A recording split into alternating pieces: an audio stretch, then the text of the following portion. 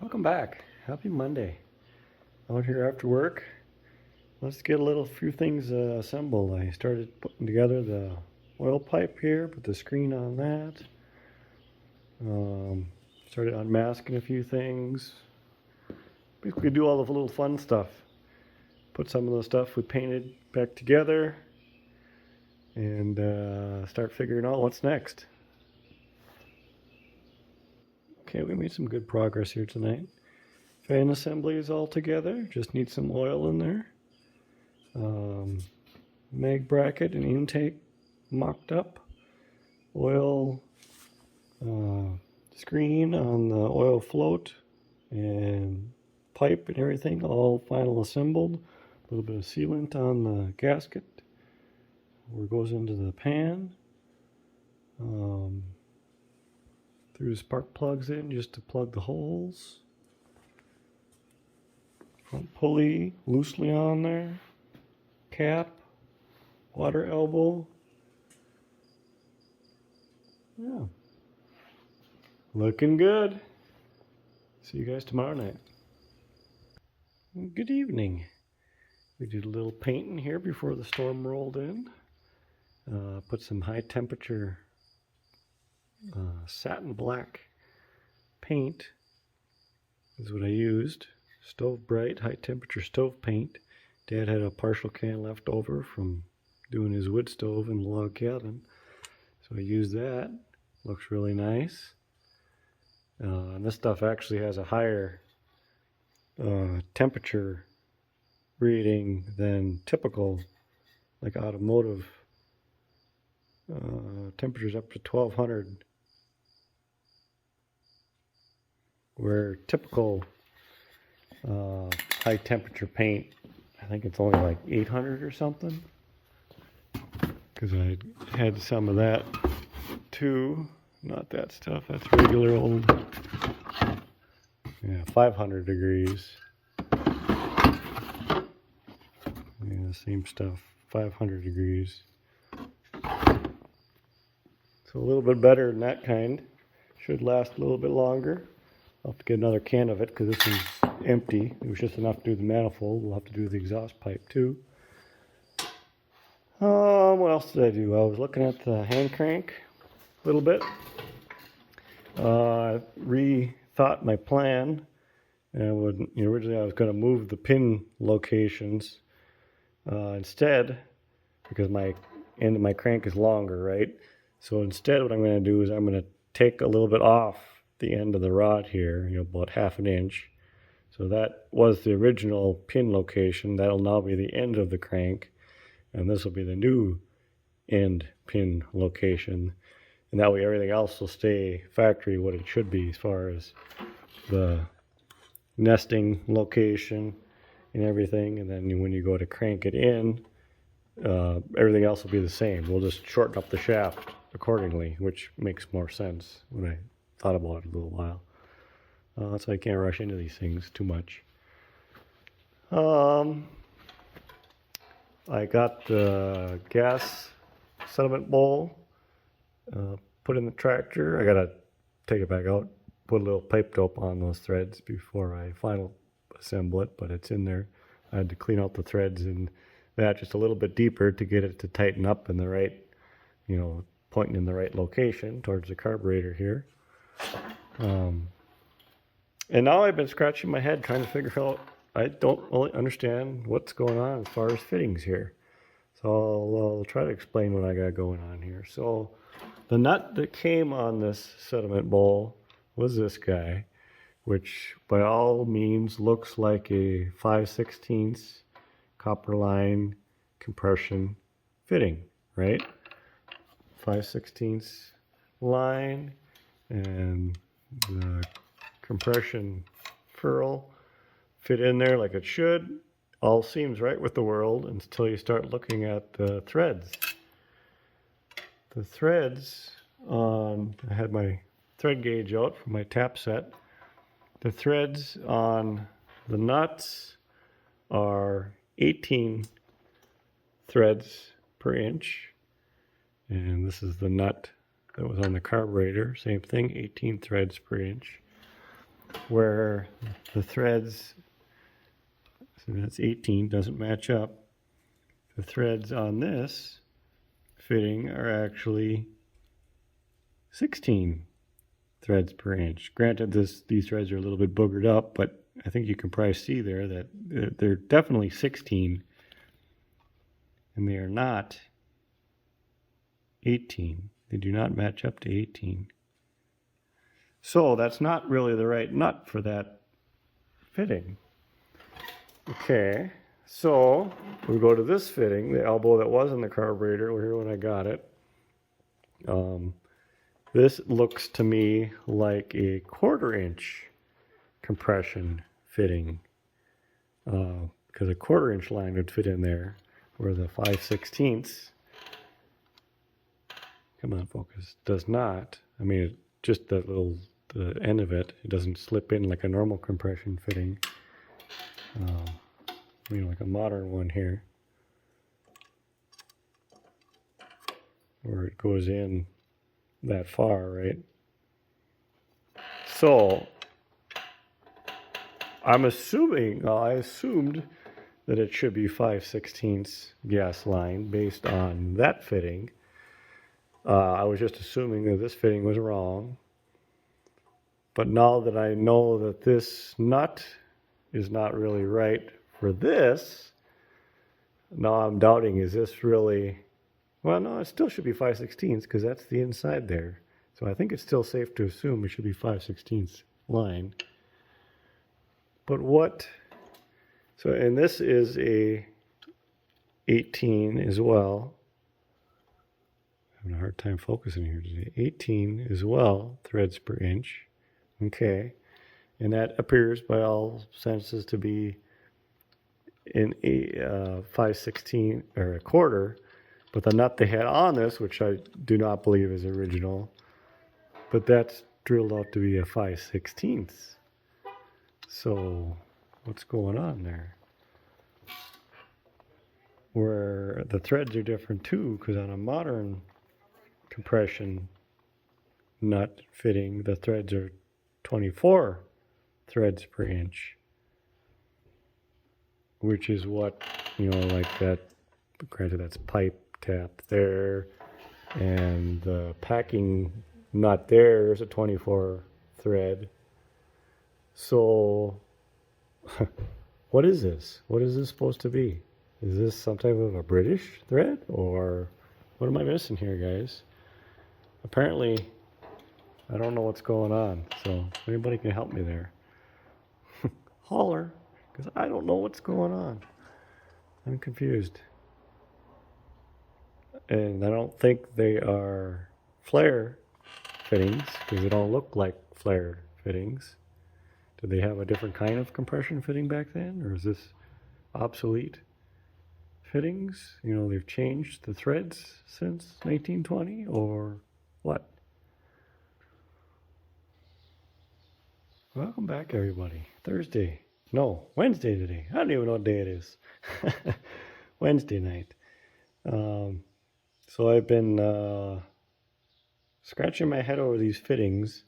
I did some more looking last night when I got home, and I asked some people today, and the best we could figure out is this is some type of obsolete compression nut. The threads weren't standardized yet, because it's not a pipe thread. Some people are saying that it was it's a pipe thread. Come on. But it's machined inside like a compression fitting is to accept the modern. I think I can use a modern ferrule.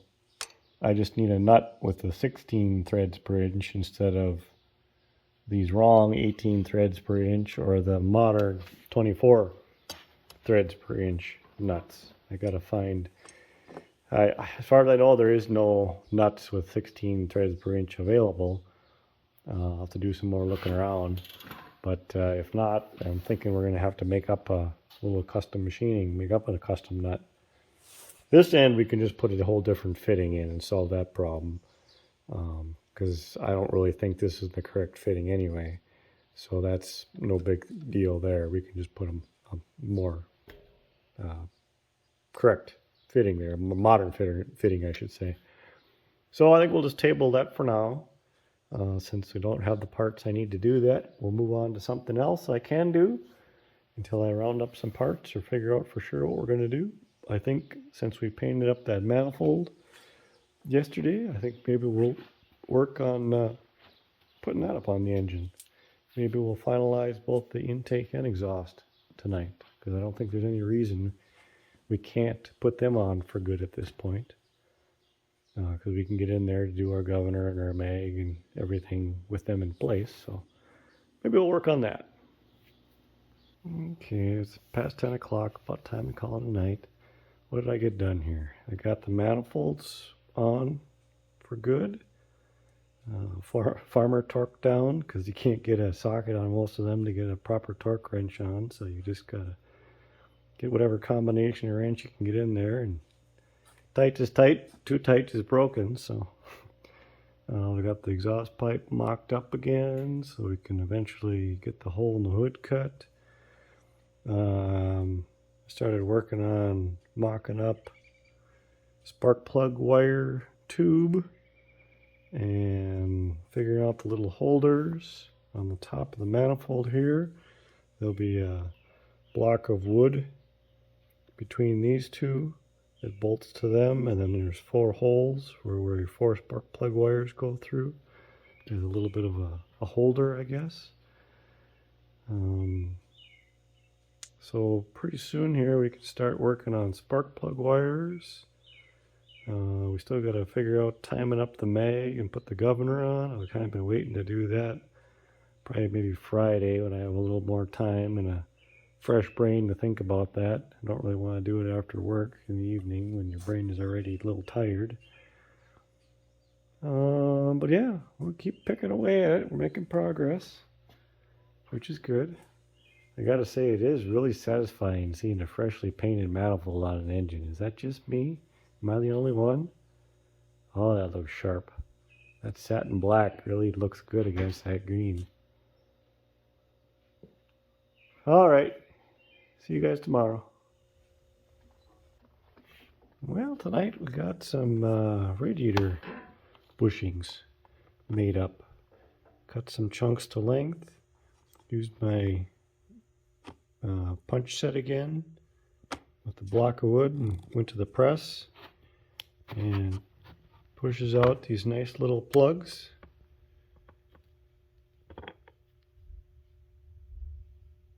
So those are ready to go. Yeah, this little cheap little set of punches has sure been handy for this type of stuff. Kind of glad I bought this. Get that plug out of there. There. Come back here. Makes a goofy little shaped plug. So, other than that, I haven't got much done. I'm going to be honest, it was kind of a wasted evening. I was working on trying to figure out this gas line nut a little bit more. And I managed to have the drop C's tonight. So I dropped the ferrule and nut, and they went out of sight, and I spent way too much time. I finally found the ferrule, or the nut rather, way over in the steel pile after organizing that. And I never did find the ferrule, so I don't know where that is. That might show up eventually, but I don't even know which direction that went. So if you spot it in the video, let me know. Leave a comment below. Oh, anyway. I got in the stuff for the front crank pin, the steel and reamer for that, for the front, the pins for the hand crank, and some stock and reamer to eventually remake the pivot pin for the control linkages here. Just rounding up stuff as I need it, or going to need it type of thing. So I think we might just call it a night here, since we're not really having very good luck and it's going on 10 o'clock again. So sometimes you gotta know when just to call it a day. But at least we got some pads made.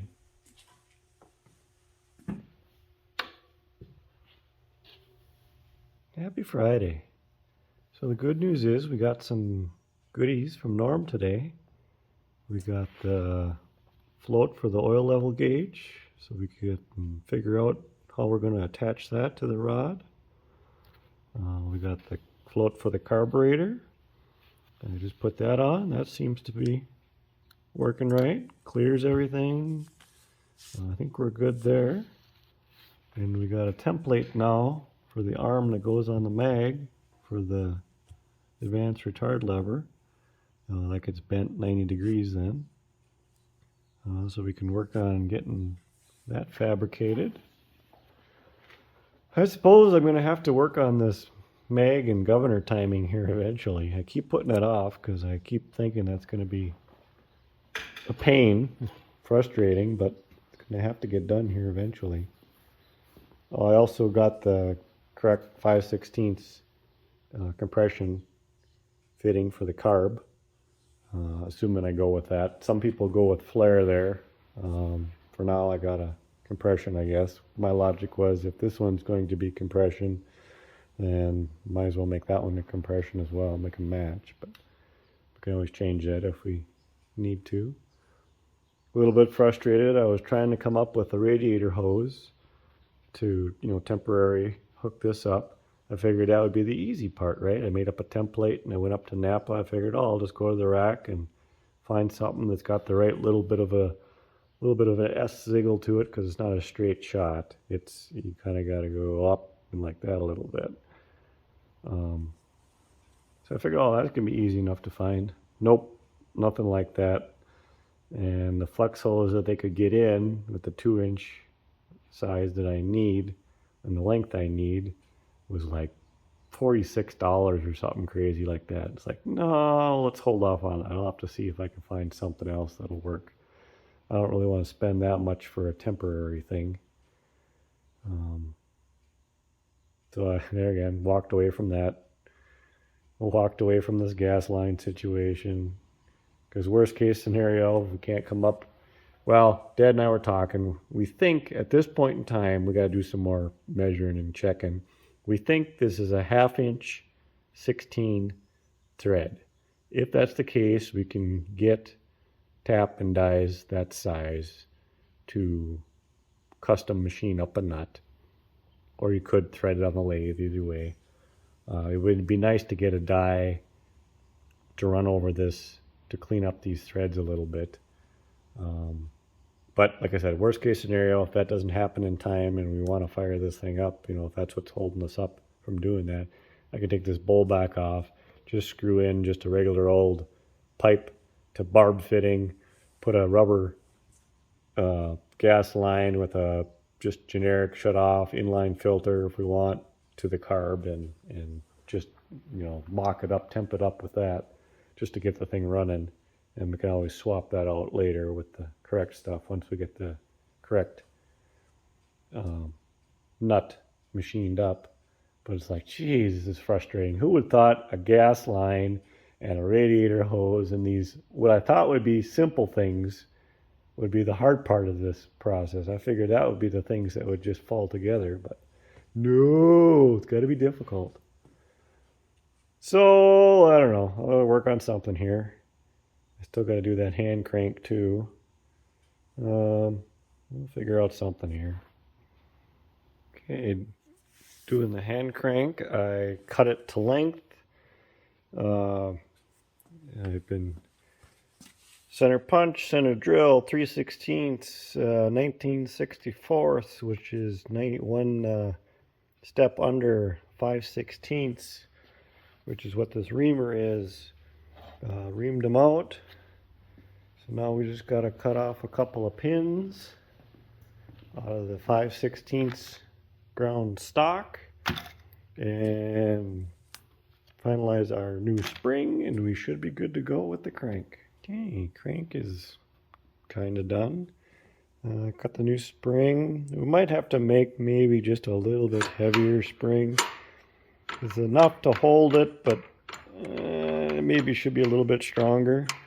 I mean, I guess worst case scenario, it's just going to fall to the bottom and nest there instead of... I don't even know if I'll keep it up or not. It might look funny driving around with the crank handle up, but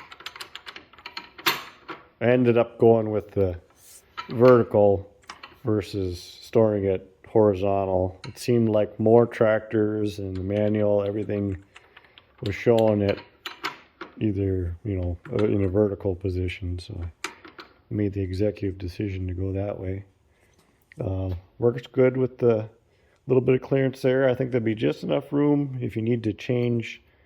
Say I put a endless fan belt on and you need to change it. I think there'd be just enough room to slip the fan belt through there without having to take something apart to change the belt if you need to. Not that that should be a issue at all. Apparently I'm not quite qualified to be a professional machinist either. I must have either this casting is a little bit wonky, which is a very good possibility, or I don't quite have my pins in the center of the shaft, because that way doesn't nest nearly as good as that way does. I think I'm pretty close to being centered, so I'm wondering if it's a little bit of the goofy casting, but whatever. I guess it is what it is.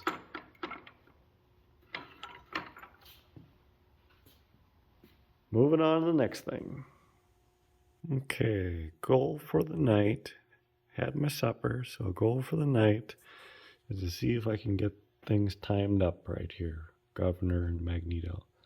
So I was just playing with turning over the magneto.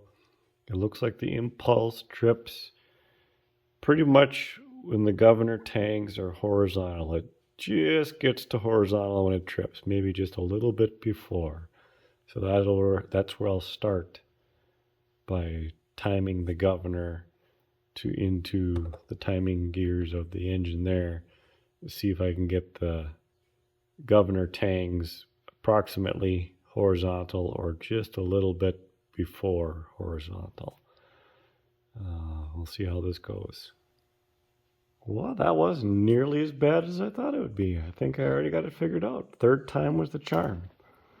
So first time I put the governor in with the tangs perfectly horizontal, turned it over, and it was tripping just before top dead center, which is bad. You don't want it tripping before, because that's when you get kickbacks and break your arm. So I took the governor out and I backed it off one tooth, which makes it trip just a little bit later in the rotation, but that was tripping it way too far past top dead center. So that's no good either. So then I took it back out. I turned the tangs 180 degrees, hoping to get a different gear mesh with the front timing gears.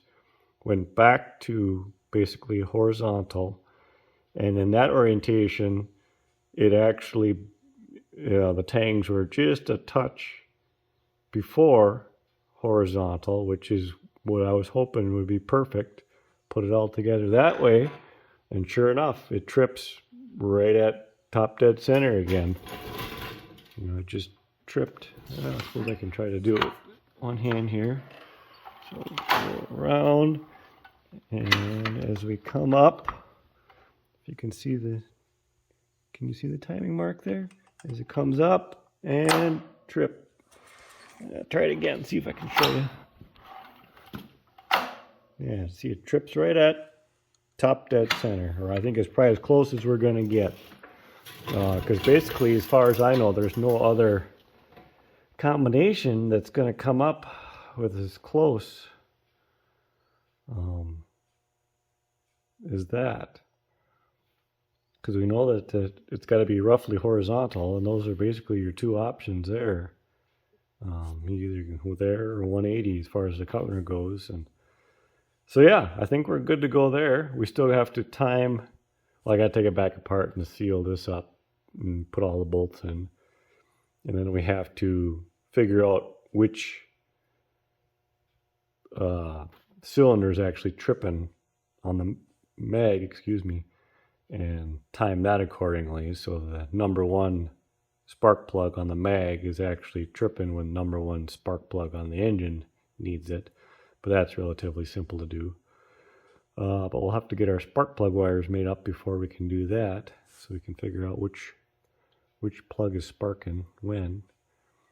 So yeah, we're gaining quick here. I think I can commit to putting the governor in at this point. I'll look at it here just a little bit more and confirm that I'm good to go here, but I think we are. I think we're good, which is nice because then we can make our governor rod to go from up there down to here, and then we can put our linkage on from our governor to our intake and get that, figure out how to adjust that.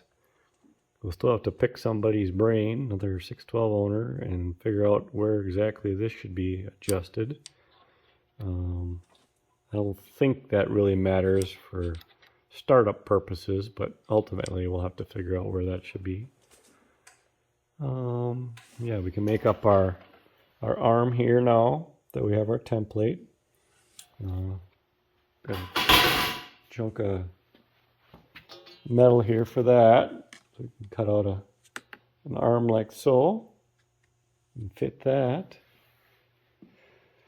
So yeah, we struggle, but then some things fall together fairly easy. So, you know, it is what it is.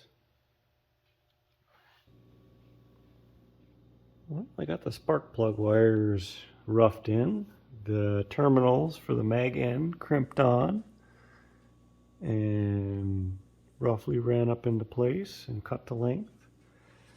So tomorrow we'll figure out our mag timing and figure out which wire needs to go where and put the terminals on the spark plug end. Really happy with how my spark plug terminal crimper tool is working. It does a really nice job. First one was a little bit botched, but that was just, you know, me figuring it out. It was a little bit crinkly there. But once I kind of figured the tool out, even this one would have, you know, physically it would have worked just fine. It's just cosmetically a little ugly. But once I kind of figured it out, works pretty slick. I'll try to remember to show you tomorrow when I do some of the other ends. But yeah, we're coming right along. But it's going on 11 o'clock. Getting tired. Time for bed. I'll probably see you guys in the morning. Okay, did a little sandblasting up at the shop. I got brackets for the spark plug wire holder, the little bolts to hold them onto the manifold. Rounded up some hardware, some brass screws. There's a little blueprint of the wood here, how I did it, if anybody wants to make one. I also sandblasted up the radiator shroud bolts while I was blasting. I ended up using white hickory just because, I don't know, it seemed like a good idea. Kind of looks like pine, but it's a lot more durable. I'm not sure exactly what they originally used, so I just kind of made the executive decision there. Me being a woodworker, that took, you know, just a couple of minutes to whip them out. So let's go put them on the tractor. Holders on the manifold. So I took the mag back off now. Took the cap back off to basically set the timing of the mag where we can time up which spark plug needs to be where.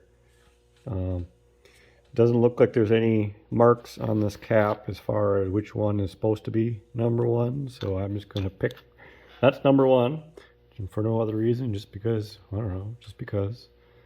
So I got the mag set to where it's, you know, when the impulse catches there, it's going to trip past that terminal, so that'll be number one. So when we set the engine, I'll have to set the engine back to top dead center number one compression when we couple this all back together now. And then I got the order marked out on the cap here of the firing order of the engine 1342. so then we can put our spark plug wires accordingly. And everything should be right with the world then, as far as I know. So I'll check back when I get that all together. Okay, governor was off and put back on, all sealed up with a film of Permatex on the gasket. We'll have to swap these bolts out for correct thick-headed bolts once Bob's Bolts is done with them. And actually I backed off the engine to turn the tang 90 because that way it will engage before the impulse starts to rotate. I don't know how to explain that. It's where it needs to be. Tighten up these bolts there again. Those will have to be swapped out as well once the original thick-headed ones are done. But we're good to put the mag back on now. Ha! Think we got her. Got her all the ends crimped on, put together here. Took the plug out, turned it over past top dead center, and sure enough, sparked just like it was supposed to. So I think we got her all right. And I got the wires all nice and neat, so even the OCD in me is happy. Yeah, getting closer. So I made up my governor linkage now. Bent that up out of 3/16 rod, drilled for the cotter pins on the bottom. Hooked up the linkage from the governor to the intake butterfly. Not exactly sure how that should be adjusted right now. I basically have it so when the governor is working, it basically closes the butterfly. It's open when the governor's not doing anything, and then when the governor works, it closes. But I'll have to talk with some people and see exactly how that should be adjusted before I try to fire it up. But I'm guessing that's in the ballpark. I guess at this point we can figure out our chain and finalize the length of that.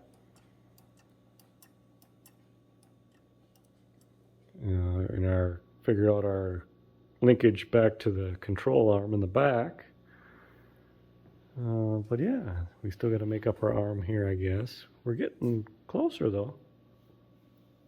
There, I think we pretty much got that figured out, give or take a little bit of adjustment here or there once we get her actually going. But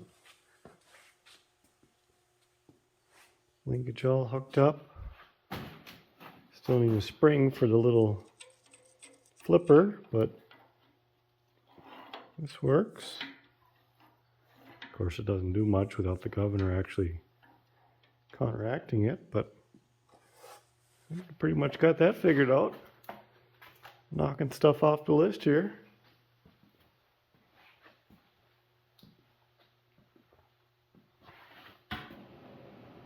There. Cut out the mag lever.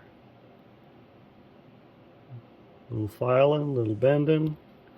We'll have to go fit it to the tractor now, but one more thing checked off the list. Happy Monday. Last night I sanded up the hood, got that pretty well cleaned up, so we can get that dry fitted here one of these days. I just finished up with the mag lever arm here. So you can adjust to advance and retire your mag. Seems to work pretty good. We can always tweak it a little bit if we need to. As far as how tight it's against the other one, because this is on a slot. And of course we can bend the arms a little bit each way too to facilitate the tightness of it. That's what I got for now. I got in some more primer too. Had that ordered, that came in. Picked that up today. Because probably what we're going to have to start focusing on next to make sure everything comes together here in the end and we get everything done in time is we really have to get our red stuff done. We need to get our lugs done. We need to get our sector gears done. And as long as we're doing that, we can finish off these hubcaps and grease caps, or hubcaps and grease cups, rather. Because even if we get the engine running here, we got to be able to move the tractor around, drive it. So, because once we get we got to get the lugs on first, so we can get the road band project rolling. See what I did there? Rolling, get it? Because that might take a little while, but yeah, so much to do, so little time. It's gonna be a lot of late nights again, I think. But I should probably put together this video here too, because I'm a day behind schedule. So I might just wrap this up here now, and we'll check back with you next week, which will actually be tomorrow, as far as actual working days here goes. But try to get this video out tonight then, and we'll keep posted.